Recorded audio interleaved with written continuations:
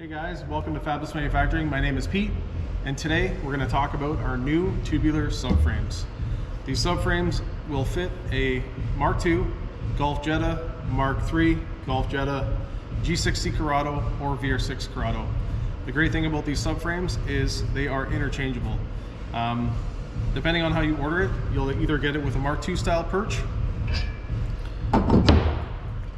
or the Mark III style perch.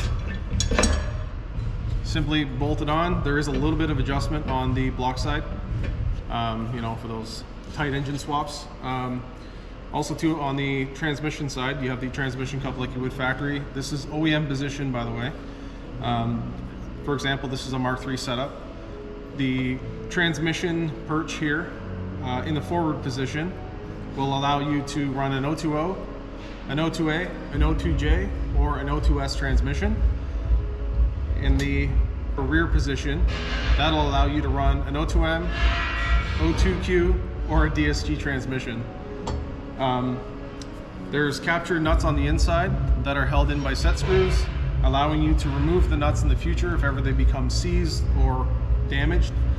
They simply pop out the back. You can use a magnet and actually feed them through and hold them in with the set screw. These subframes are about 4 pounds lighter than factory.